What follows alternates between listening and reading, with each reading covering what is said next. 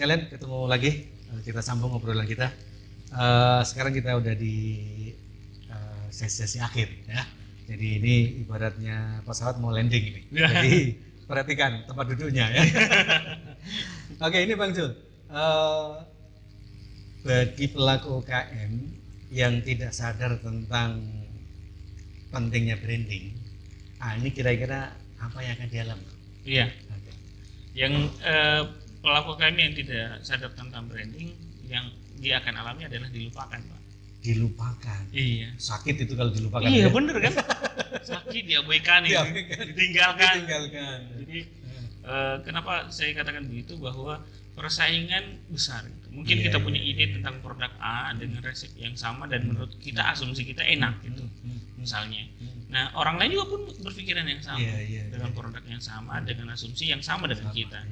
Nah, tapi yang bedanya yang orang lain itu melakukan aktivitas brand. Dan masif dengan modal yang luar biasa gitu kan. Mereka bisa sewa artis. Mereka dipengaruh, mereka sudah lempar banyak pengaruh, kita diem aja. Walaupun kita sama berpikir sama bahwa produk kita enak. Apa yang terjadi? Dilupakan. Walaupun kadang kita itu mau untuk untuk menghibur diri, masih enak produkku itu. Ya iya, itu kan menghibur diri. Kayak biasa itu. Itu anak baru kemarin itu juniorku itu. Tapi justru dia lebih bagus.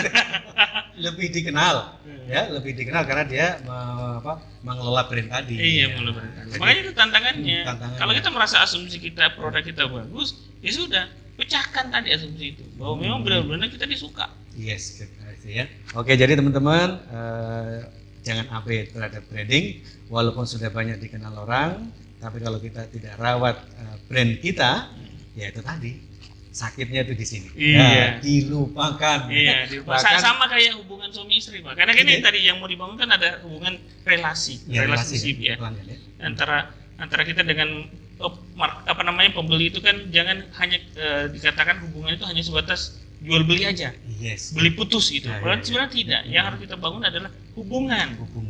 Nah, suami istri kan begitu, membangun hubungannya, cintanya, menikah 1 tahun, 2 tahun, 3 tahun, sampai 10 tahun. Sampai kapanpun. Iya, makanya pernah saya tanya, siapa yang makan di tempat yang sama selama 10 tahun terakhir? Datang saya, yang di mana makan? Oh, saya makan di restoran ini A. Kenapa di situ? Gini. Nah, itulah hubungan. Good, ya. Jadi ketika banyak warung makan, yang dikenal tetap itu. Karena memang disitulah ada rasa. Yang tertinggal di situ. Itu rasa itu kan tadi bisa kenangan, bisa jatuh hatinya situ. Ciptakan itu ya. Oke. Nah, kemudian tadi juga disinggung Bang Zul ya. Yang meninggalkan kita juga nggak bisa disalahkan ya. Betul. Jadi karena memang ya kita sendirilah yang membuat dia meninggalkan kita. Karena abai terhadap brand tadi.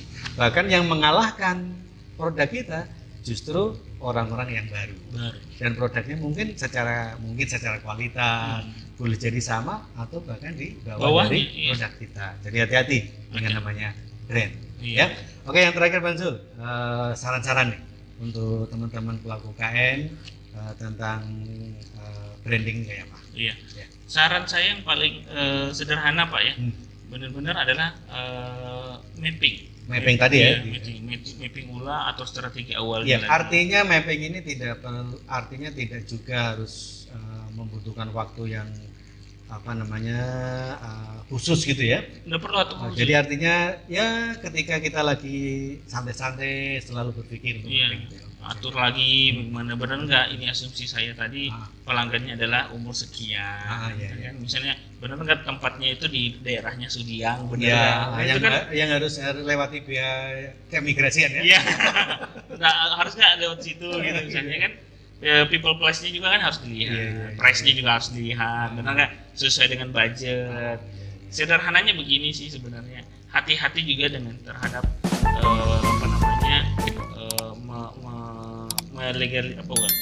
memberikan ke orang lain produknya. Kan biasa gitu kalau kita sudah memberikan ke orang lain itu akan berubah gitu kan, berubah rasa misalnya, atau menitipkan gitu. Nah ini kan harus gitu ya? Standar operasional prosedur kan itu harus ada gitu. Beda berubah rasa sedikit aja itu luar biasa. Sudah sudah istilahnya apa namanya sudah mencederai. Iya, mencederai. Saya tuh punya pengalaman banyak begitu, Pak. Iya, Ya, saya sama istri kan suka kulinerin juga Iya. gitu. Jadi ketika di Sudiang itu saya beli Thai tea, kita tuh biasanya kalau beli Thai tea keliling dulu. Yang mana dari banyak yang Thai tea di Sudiang itu enak. Iya. Kita keliling, ternyata ada satu yang paling enak. Dan itu kita bertahan 2 tahun, Pak. Di situ terus. Di situ terus. Tidak ada yang tidak yang bisa gantikan tempat itu. Oke. Sampai satu hari saya entah kenapa satu hal saja ketinggalan rasanya. Ada susu cairnya barangkali kurang pas ya. Iya, pas takarannya. 2 kali kita datang ternyata berubah. Akhirnya itu merusak ya. Iya, itu merusak. Akhirnya istri saya kan apalagi kita kan pembeli itu saya sensitif dengan hal-hal yang begitu ya. Berubah rasa sedikit saja. Istri saya bilang kalau memang mahal produksinya sudah naikin aja, tidak masalah. Yang penting kualitas tetap bagus gitu. Iya. Kita ini bukan mau beli kita ini bukan mau beli hanya sekedar minum saja, tapi kita mau rasanya bagus gitu. Oke. Jadi tetap itu mempertahankan ya. Mempertahankan, hati-hati. Karena banyak banget saya tuh mengalami gitu. Banyak dikecewakan dengan produk-produk yang kita sudah bertahun-tahun sudah trust di situ berubah, yakin. Sudah percaya, ternyata di situ dikecewain. Berubah apakah rasa, apakah pelayanan itu bisa saja. Padahal sebenarnya standar operasional itu sudah harus dibuat juga sama UMKM. Jadi itu standar operasional. Terus iya banyak kejadian misalnya kayak penjual bakso yang familiar juga dengan kita itu akhirnya meninggal orang tuanya, anaknya yang kelola, anaknya nggak kurang bagus. Iya, nah itu yang ada sentuhan yang menurut kita, oh ini mungkin barangkali karena berpikir ya rame aja selama ini bapakku kelola. Oke, kemudian ini ada fakta-fakta unik ini Bang Zul. Apakah ketika UKM itu membentuk dirinya itu menjadi sesuatu yang yang aneh itu kira-kira itu salah kaprah enggak? Menurutku mungkin dari segi nama tadi kita udah bicara. Keunikan itu kan apakah harus aneh? Enggak juga ya? Enggak juga sih Pak. Saya bilang tadi bahwa kita tetap harus ngebaca marketnya ya. Iya. Apakah market sekarang itu suka yang level pedas misalnya? Iya. Kan anak-anak sekarang tuh level pedas yang dicari kan. Sedangkan kita yang angkatan lampau nggak berani. Oh boy, gitu level 10, level 5 gitu. Aneh-aneh itu. Oke. Makan mie kuah yang dikasih level gitu kan, kita kan nggak berpikir masuk di situ otak kita. Apalagi anak-anak sekarang kan suka makan makanan Korea atau apa gitu kan, barbecue segala macam. Jadi ya itu tergantung lagi tadi. Saya katakan bahwa produk itu bagian dari mengkomunikasikan visi misi kita sebagai sebuah produsen ya. Tergantung silakan kalau memang berkreasi supaya Anda bisa beda dengan yang lain ya. Jadi jangan ngikutin. Misalnya di sana level 10, ikut juga ada level 10 padahal sebenarnya target pasarnya marketnya bukan itu. Jadi tetap hati-hati, jangan ngikut, tapi baca peluang yang ada. Bisakah nge-brand tapi untuk yang negatif? Wah, itu kalau dikatakan brand negatif sejauh seperti apanya Pak ya? Contohnya gini, ada itu warung saya pernah singgah di satu tempat namanya itu Sabar Menanti. Jadi yang pelayanannya lama. Sesuai dengan produknya. Di Sabar Menanti ketika konsumen, Pak kenapa lama sekali? Loh ini Sabar Menanti. Itu ada benar kan? Ada. Wah, saya harus ke sana itu. Sabar Menanti. Jadi tapi agak jauh di sana. Waktu itu saya perjalanan ke mana? Tidak di Makassar. Di salah satu di tepi jalan gitu. Saya kurang tahu apakah memang dia yang punya itu punya sense ke situ atau tidak, atau hanya sekedar nulis ya. Tapi namanya warung makan itu Sabar Menanti. Wah. Jadi ya harus lama gitu. Asal dikomunikasiin aja di awal Pak ya. Kan kadang ada orang mencoba, penasaran tuh apa itu. Memang tidak ada ya kalau dari sisi itu ya. Kalau dalam artian sebenarnya begini Pak, kalau yang seperti itu kan sebenarnya lebih ke strategi aja itu. Tapi tetap harus dikomunikasikan. Komunikasikan bahwa memang experience-nya kita di situ ya experience-nya kita adalah Sabar Menanti Pak. Mungkin barangkali ayamnya masih dicari gitu. Cubinya baru mau ditangkap gitu kan. Jadi tetap harus dikomunikasikan. Jangan sampai tidak ada komunikasi, orang duduk saja menanti, tidak ada Pulang sama, aja. ternyata di PHP ya udah pulang aja deh. Akhirnya kan cuma sekali datang gitu, udah kecewa. Nah, adapun misalnya kalau istilah-istilah dalam brand, biasanya kalau saya sebutnya misalnya voice dan noise, Pak. Voice dan noise. Iya, gitu. voice. Kadang-kadang unsur-unsur noise itu yang mengganggu biasanya dimunculkan supaya keinget. Oke. Jadi banyak biasanya ada ya beberapa brand-brand itu menyampaikan misalnya ini, misalnya kayak kemarin ada artis itu misalnya mendapati istri suaminya jadi pelakor, Iya. dia punya pelakor. Udah pacaran gini-gini di WA-nya, ternyata ujung-ujungnya jalan produk, Pak. Ya ini interest, ini jadi ya bisa dikatakan Iya. voice dan noise juga, bisa dikatakan noise itu kan hal yang mengganggu, ya. ya kan. Sedangkan voice itu yang hal yang lumrah dan itu akan juga tetap diingat. Dua-duanya diingat, Iya. tapi dalam artian dua fungsinya agak berbeda. Yang satu sangat mengganggu tapi diingat, ya voice ini alurnya rapi, enak didengar tapi tetap diingat juga. Iya, banyak banget kok contoh-contoh iklan. Iya, luar biasa ini kalau kita bicara tentang brand ya. Iya. Karena saya yakin memang ya semua punya cita rasa. Kita juga bisa membuat itu. Maksudnya setiap orang, setiap entitas usaha itu bisa menyebut brandnya itu yang seperti ini. Iya. Makanya memang kembali lagi ke awal yaitu kita harus mapping betul. Ya.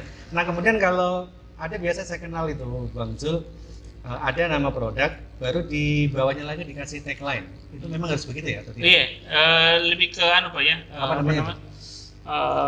Tagline-nya ya. Iya, tagline-nya ya. Iya, jadi tagline-nya apa yang menjadi ciri khas untuk didengar gitu. Iya. Ya, jadi apa dia misalnya sebenarnya sih lebih ke kampanye dia. Apa yang mau disampaikan Ya tentang produk itu. Produk itu. Itu juga harus sesuai ya. Dan juga sebagai fungsi positioningnya dia. Yes, misalnya Indomie seleraku. Jadi itu yang akan muncul sebagai identitas tagline-nya ya. Dan itu ya tergantung dari pemilihnya ya. Iya, tadi saya bilang tadi. Kembali lagi target masuk nggak di target pasarnya. Kami katakan produk itu bagian komunikasi dari sebuah visi misi perusahaan ke konsumen. Jadi jangan dikatakan produk itu ya bisa jual produk HP saja gitu kan. Tapi sebenarnya di handphone ini ada pesan yang mau disampaikan. Bahwa ini seperti ini loh. Ya, misalnya saya membuat Anda mungkin lebih ini lebih ini. Dengan HP ini Anda kelihatan keren, Anda sangat high tech, Anda sangat digital banget ketika punya HP ini. Nah itu identitas itu yang mau disampaikan. Itu yang disampaikan ke konsumen. Oke, good.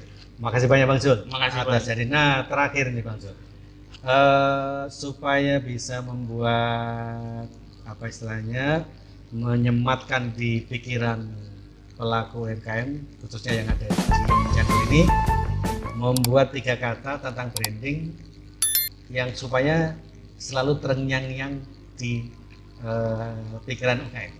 Artinya gini, kalau saya ketemu Bang Zul sekarang loh, nah kemudian Bang Zul mohon maaf ini besar. Jadi nanti ketika ada orang nanti ada datang ke Bang Zul, oh ya itu ya. Yeah. Nah kira-kira kalau kita memberi sosok terhadap branding itu kira-kira yang pas apa?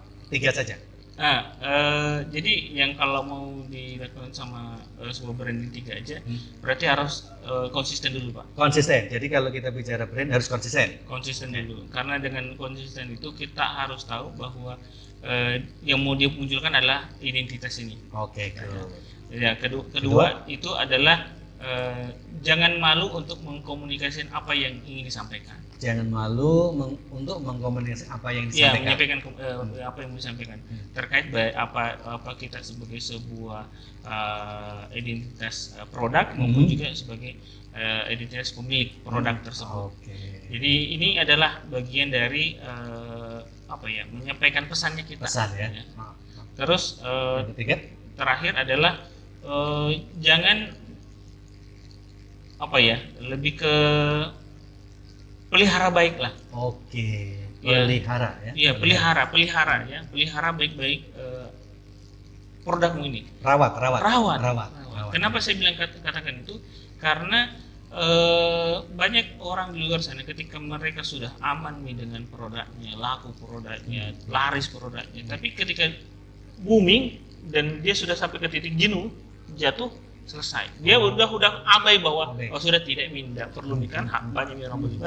Dia bilang autopilot. Autopilot. Ya, ternyata salah. Iya, kan produk itu punya masanya Pak. Punya masa. Ya, kita punya waktunya. Dan itu kekuatannya kita harus banyak belajar dengan misalnya Kala misalnya dengan 60 tahun yang ada sekarang gitu kan, itu identitinya luar biasa. Terus kita butuh belajar dengan perusahaan-perusahaan yang sukses sekarang di Makassar itu yang sudah 3-4 generasi itu masih ada. Masih ada ya. Nah, itu kan kita mau begitu. Kita mau bukan mau ya jualan satu generasi besoknya hilang. Ya legasinya hilang. Ya. Iya, legasinya hilang. Dan itu luar biasa. Banyak kok di Makassar contoh-contoh yang mungkin sebenarnya ya kita saja yang kurang mau belajar untuk mengikuti perkembangan. Kita gampang puas sih, itu aja. Ya, itu aja. Oke. Jadi teman-teman sekalian, ada 3 hal yang harus kita perhatikan ketika kita ingin melihat brand atau ketika disebut brand. Yang pertama harus konsisten. Kemudian yang kedua tadi katakan apa adanya gitu ya. Iya, Atau sampaikan apa yang sampaikan apa yang ingin disampaikan. Nah, gitu. Yang ketiga rawat. Nah, jadi 3 itu teman-teman sekalian tentang brand. Jadi yang pertama harus konsisten, yang kedua sampaikan apa yang ingin disampaikan secara lugas di situ. Kemudian yang ketiga adalah rawatlah brand Anda selama mungkin. Sebaik mungkin. Iya, jadi tidak jangan abai. Jangan abai karena itu trustnya ada di situ. Karena yang puncaknya bukan puncaknya, tujuannya brand diterima adalah kepercayaan, Pak. Kepercayaan. Nah, itu yang dipegang. Oke, yang terakhir Bang Zul. Bang Zul ini kan punya juga entitas sukses di bidang kreatif ya. Layanannya apa sih, Bang? Nah, kalau layanannya sebenarnya lebih ke strategi, Pak. Iya, jadi kita lebih ke kalau dikatakan konsultan juga gitu ya, bisa. Jadi kita bantu teman-teman untuk mencari identiti apa yang cocok untuk Pak Mas. Walaupun nanti ketika itu baru dibuatkan misalnya logonya, kemasannya, video iklannya, misalnya atau dikelola sosial medianya juga kan gitu. Tapi lagi-lagi yang harus dilakukan dulu di awal, saya kadang-kadang selesaiin itu dulu. Kalau ini tidak selesai saya akan dana lagi. Walaupun duit Pak ya, kan lumayan ini. Kan ada orang mau bayar misalnya puluhan juta tapi kita ya saya nggak mau. Saya ngelihat di analisa dulu. Produk ini seperti apa. Kalau saya bilang katakan seperti ini harusnya dilakukan seperti ini dan dia nggak mau lanjut, ya silahkan, tidak masalah. Saya ya. Oke, jadi teman-teman, Bang Zul ini punya entitas layanan namanya Sahabat Kreatif. Yang tadi sudah disebutkan layanannya adalah yang mengkonsultani ya. Agensi kreatif aja Pak. Agensi kreatif ya. Jadi kalau produk-produk teman-teman mau di ke atas, beliaunya nih semuanya, masternya ya untuk itu. Dan nanti kan metodenya banyak ya? Ada Pak. Tapi saya lebih ke personal aja Pak. Personal ya? Iya, IG-nya. IG personal ya? Iya. Personal IG nanti bisa dilihat di video channel ini atau juga nanti di komentar, description box, captionnya. Caption box saya tulis lah. Nanti siapa tahu konsultasi anytime. Oke. Jadi karena memang ya kalau passion kita udah di situ, itu pasti kita akan berikan di situ. Iya benar Pak. Itu kalau sudah ngerasa bisa ngebantu orang sukses, itu rasanya seperti apa ya? Menguasai dunia gitu. Saya benar-benar tercas ya. Investasi kita kan bukan hanya uang sebenarnya. Iya betul ya. Investasi yang saya paling kadang-kadang bukan berarti ini melihat bahwa ketika ketemu sama orang, saya kadang-kadang berpikir ini ketemunya di mana gitu. Iya. Padahal kemarin dia ikut di kegiatan saya. Iya, dan bertanya Pak Zul, akhirnya random gitu. Oh ya Allah, benar-benar. Oke, jadi kadang itu ada kedekatan juga. Betul. Dan memang ada chemistry, ada rasa yang nyaman ya. Karena kita ngebantu menyelesaikan masalah orang. Yes, good ya. Padahal sesuatu hal yang sebenarnya mungkin barangkali menurut kita itu ya murah gitu kan, ya. Tapi bagi orang itu luar biasa. Oke, Bang Zul, makasih banyak atas waktunya, menyita waktu istirahatnya. Ya, saya kira mobilnya luar biasa. Klien-klien yang menunggu juga banyak. Aduh, banyak. Tapi dengan hadir di channel ini, menebar vibran ya, Iya. memberikan manfaat ya, Insya Allah. memberikan informasi ternyata brand itu penting. Kemudian juga ada satu hal yang memang kadang kita lupakan ya. Jadi artinya kita hanya sekedarnya membuat, kemudian kita ada tadi kelemahan kita tidak sabaran, selalu tergoda dengan istilah-istilah yang ada di luaran. Iya. Akhirnya berubah-ubah terus. Belajar banyak itu bagus, Pak. Yes, Tapi kurang action itu lebih tidak bagus. Oh, betul. Iya. Jadi yang penting adalah action ya. Iya, Pak. Ya, action itu berarti sama dengan saya kalau kasih cerita, saya tutup dengan cerita nih Bang Yusuf ya. Ada pengantin baru, ya, ada pengantin baru itu jatuh cintanya, nikahnya ini bukan karena asal cinta sama lain, Iya. karena dijodohin. Dijodohin. Siangnya akad nikah, Nah, malamnya kan malam pertama. iya. Nah, karena belum ada chemistry, belum ada kenal satu sama lain, nah sama-sama malu untuk memulai. Nah, akhirnya sang laki-lakinya mencoba untuk memulai, ya. Akhirnya kalau begini caranya, malam ini berlangsung tanpa ada pengalaman nih kalau begini modelnya, gitu kan. Nah, akhirnya dia coba beranikan diri, ditanya, "Dik, boleh saya mendekat?" Nah, istrinya kan masih malu-malu juga, Pak. Iya. Walaupun sudah halal kan. Iya. Nah, dan dijawab. Waduh, bahaya ini. Iya. Saya tanya ternyata nggak dijawab, Iya. kan? Akhirnya dicoba lagi. Kalau mendekat tadi mungkin dikira main-main, saya langsung aja deh, "Dek, boleh saya pegang tangan?" Iya. Nah, istrinya juga diam aja. Waduh. Nah, tambah pusing. Iya. Karena ya dia kan belum kenal baik. Iya. Karena dijodohin sama orang tuanya, tapi halal nih.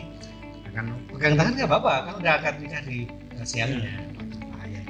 Ini kalau terjadi betul dia nggak suka dengan saya, bahaya. Saya coba satu kali lagi.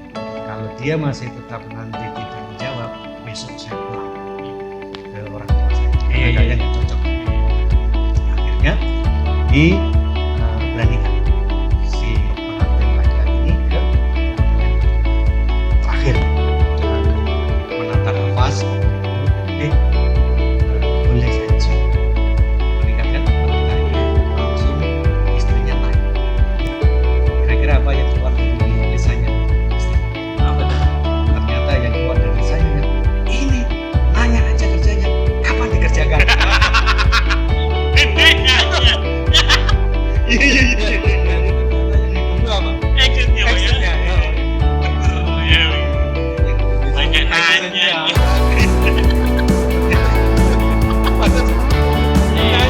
Penasaran aja. Lakukan ya. Kalau ada kesulitan, dan tetap terbuka, aman. Oke. Jadi itu teman-teman sekalian ya. Jadi gerakannya dan tidak usah bisa. Wirausaha kuat, Menguatkan Indonesia. Terima kasih, saya Ali. Assalamualaikum warahmatullahi wabarakatuh.